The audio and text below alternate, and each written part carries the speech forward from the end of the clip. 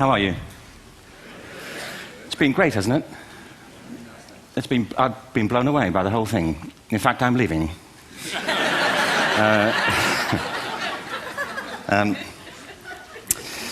There have been three themes, haven't there, running through the conference, which are relevant to what I want to talk about. One is the extraordinary evidence of human creativity in all of the presentations that we've had and in all the people here.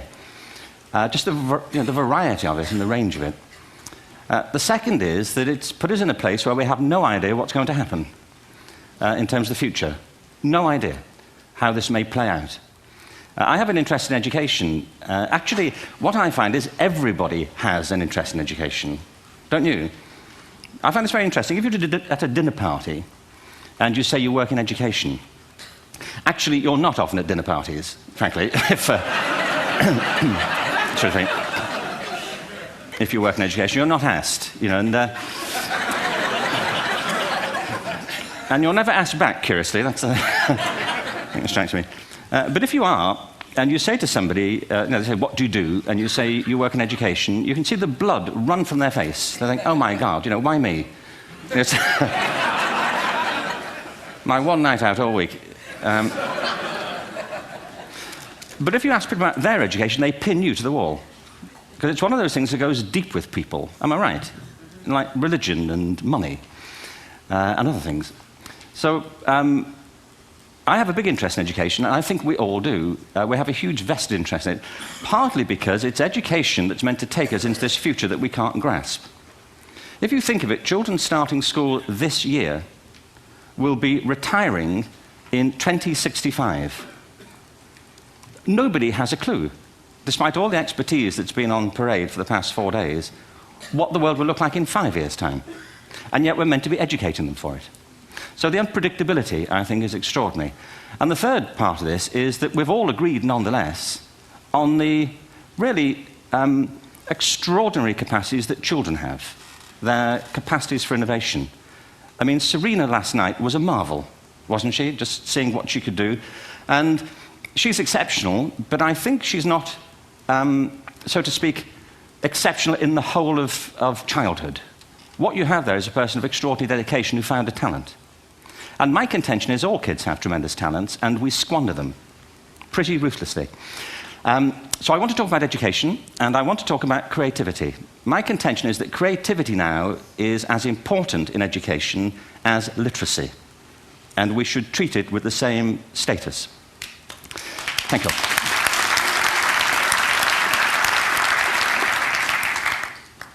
That was it, by the way. Thank you very much. So, 15 minutes left. Well, I was born... No, I had a great story recently, I love telling it, of a little girl who was in a drawing lesson. She was 6, and she was at the back drawing, and the teacher said, this little girl hardly ever paid attention. And in this drawing lesson, she did. And the teacher was fascinated. She went over to her and she said, what are you drawing? And the girl said, I'm drawing a picture of God. And the teacher said, but nobody knows what God looks like. And the girl said, they will in a minute.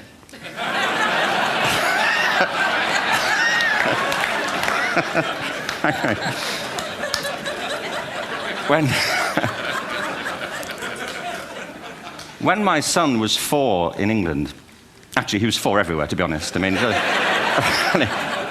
if we're being strict about it, wherever he went, he was 4 that year. But he was in the Nativity play. Do you remember the story? No, it was big. It was a big story. Mel Gibson did the sequel. You may have seen it. I don't know. It was Nativity 2. But James got the part of Joseph, which we were thrilled about. We consider this to be one of the lead parts. We had the place crammed full of agents and T-shirts. James Robinson is Joseph. He didn't have to speak, but do you know the bit where the 3 kings come in? They come in bearing gifts, and they bring gold, frankincense, and myrrh. This really happened. We're sitting there, and they, I think, just went out of sequence. Because we talked to the little boy afterwards and said, are you okay with that? And they said, yeah, why was that wrong? They just switched. I think that was it. Anyway, the 3 boys came in, little 4-year-olds with tea towels on their heads, and they put these boxes down. The first boy said, I bring you gold. And the second boy said, I bring you myrrh. And the third boy said, Frank sent this.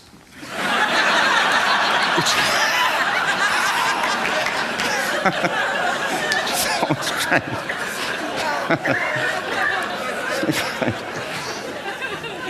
What these things have in common, you see, is that kids will take a chance. If they don't know, they'll have a go. Am I right? They're not frightened of being wrong. Now, I don't mean to say that being wrong is the same thing as being creative. What we do know is, if you're not prepared to be wrong, you'll never come up with anything original. If you're not prepared to be wrong. And by the time they get to be adults, most kids have lost that capacity. They have become frightened of being wrong. And we run our companies this, by the way. We stigmatize mistakes. And we're now running national education systems where mistakes are the worst thing you can make. And the result is that we are educating people out of their creative capacities. Picasso once said this. He said that all children are born artists. The problem is to remain an artist as we grow up. I believe this passionately, that we don't grow into creativity, we grow out of it. Or rather, we get educated out of it. So why is this? I lived in Stratford-on-Avon until about 5 years ago. In fact, we moved from Stratford to Los Angeles. So you can imagine what a seamless transition this was from LA. Actually, we lived in a place called Snitterfield, just outside Stratford, which is where Shakespeare's father was born. Are you struck by a new thought? I was. You don't think of Shakespeare having a father, do you? Do you? Because you don't think of Shakespeare being a child. Do you? Shakespeare being 7. I never thought of it. I mean, he was 7 at some point. He was in somebody's English class, wasn't he? Do you understand? Really? How annoying would that be?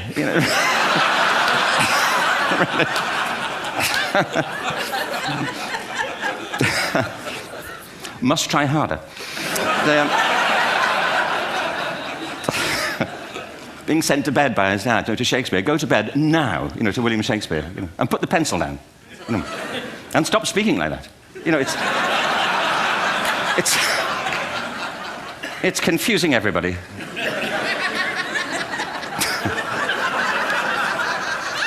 Anyway, we moved from Stratford to Los Angeles, and I just want to say a word about the transition. Actually, my son didn't want to come. I've got 2 kids. He's 21 now, and my daughter's 16. He didn't want to come to Los Angeles. He loved it, but he had a girlfriend in England. This was the love of his life, Sarah. He'd known her for a month. Mind you, they'd had their 4th anniversary, because it's a long time when you're 16. Anyway, he was really upset on the plane. He said, "I'll never find another girl like Sarah." And we were rather pleased about that, frankly, because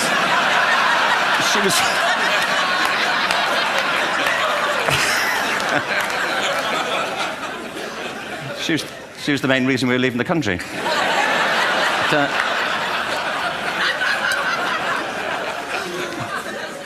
But something strikes you when you move to America and when you travel around the world. Every education system on Earth has the same hierarchy of subjects. Everyone, doesn't matter where you go. You'd think it would be otherwise, but it isn't. At the top are mathematics and languages, then the humanities, and at the bottom are the arts, everywhere on Earth. And in pretty much every system, too, there's a hierarchy within the arts. Art and music are normally given a higher status in schools than drama and dance. There isn't an education system on the planet that teaches dance every day to children the way we teach them mathematics. Why? Why not? I think this is rather important. I think maths is very important, but so is dance. Children dance all the time if they're allowed to. We all do. We all have bodies, don't we? Did I miss a meeting? I mean, I think... Truthfully, what happens is, as children grow up, we start to educate them progressively from the waist up. And then we focus on their heads, and slightly to one side. If you were to visit education as an alien and say, what's it for, public education, I think you'd have to conclude, if you look at the output, who really succeeds by this? Who does everything they should? Who gets all the brownie points? Who are the winners? I think you'd have to conclude the whole purpose of public education throughout the world is to produce university professors. Isn't it? They're the people who come out the top. And I used to be one. So there. And I like university professors, but, we shouldn't hold them up as the high watermark of all human achievement. They're just a form of life. Another form of life. But they're rather curious, and I say this out of affection for them. There's something curious about professors. In my experience, not all of them, but typically, they live in their heads. They live up there, and slightly to one side. They're disembodied, in a kind of literal way. They look upon their body as a form of transport for their heads. It's... Don't they? It's a way of getting their head to meetings.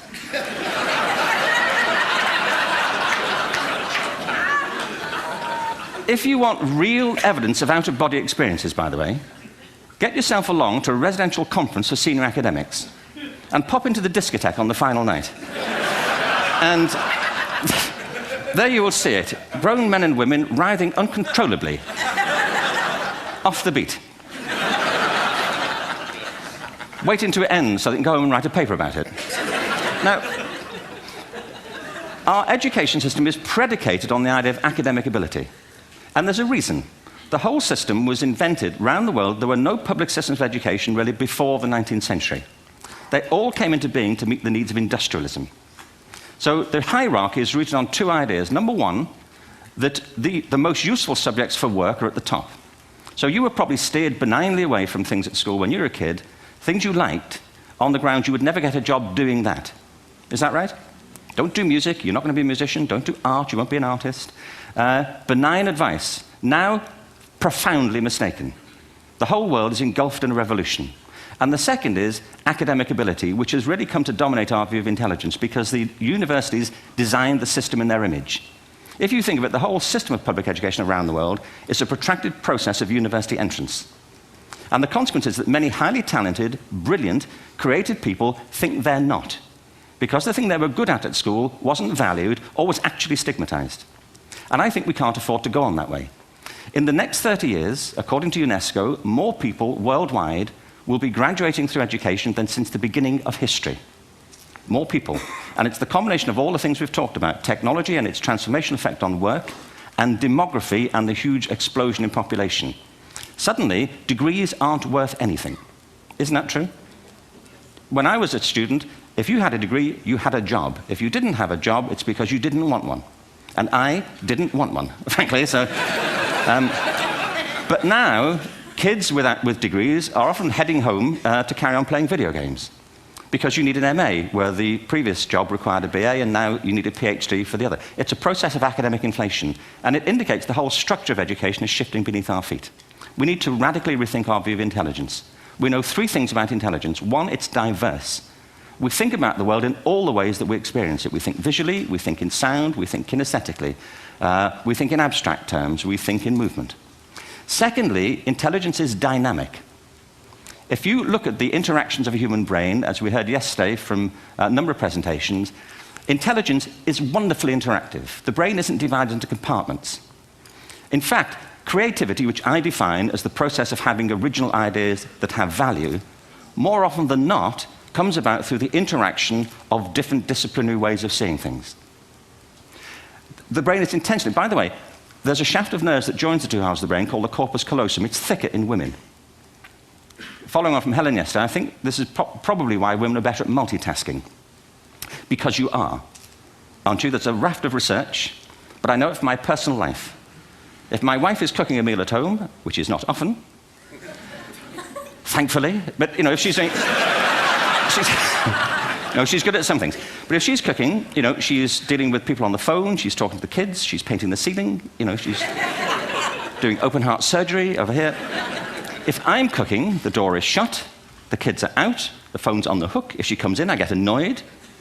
I say, Terry, please, I'm trying to fry an egg in here.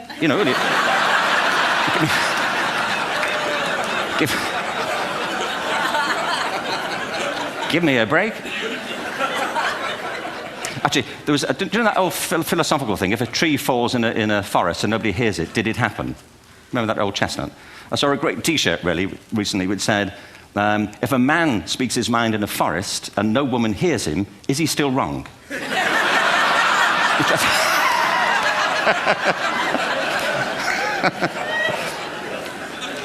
And the third thing about intelligence is it's distinct.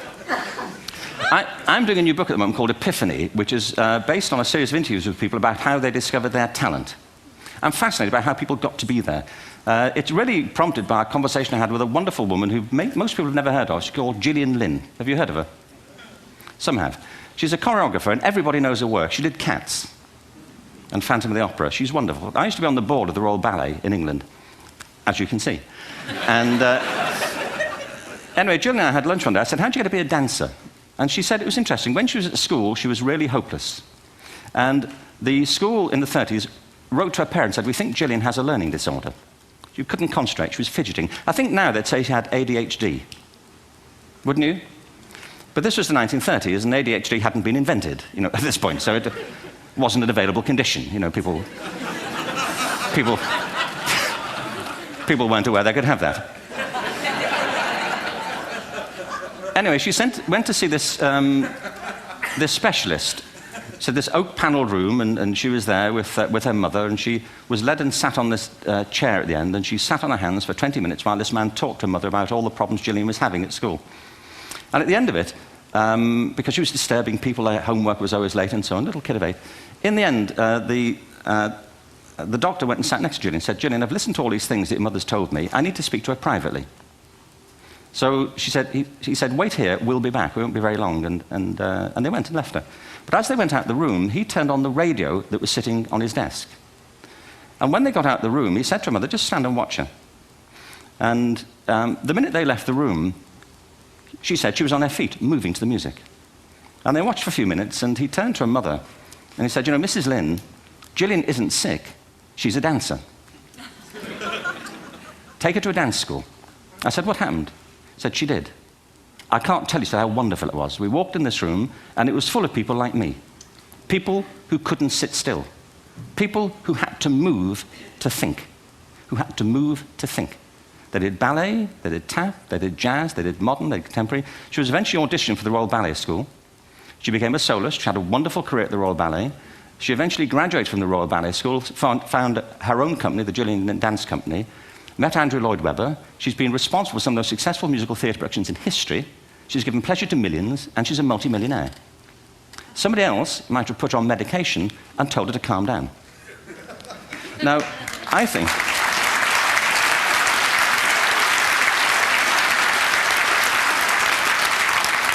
What I think it comes to is this. Al Gore spoke the other night about ecology and the revolution that was triggered by Rachel Carson. I believe our only hope for the future is to adopt a new conception of human ecology, one in which we start to reconstitute our conception of the richness of human capacity.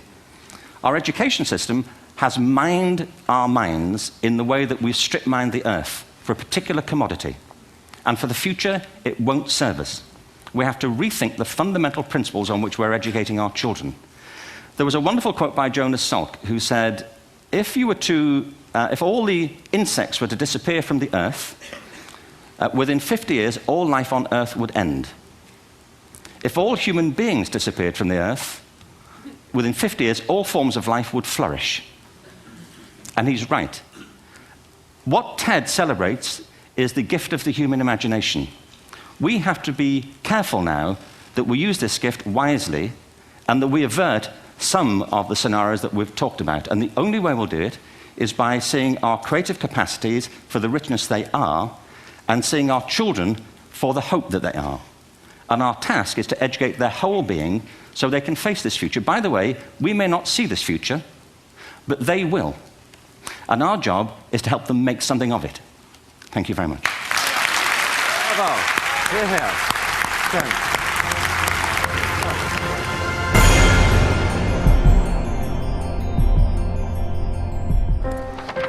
What if great ideas weren't cherished?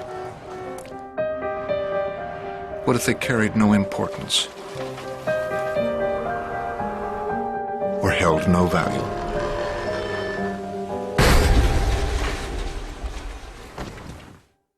There is a place where artistic vision is protected, where inspired design ideas live on to become ultimate driving machines.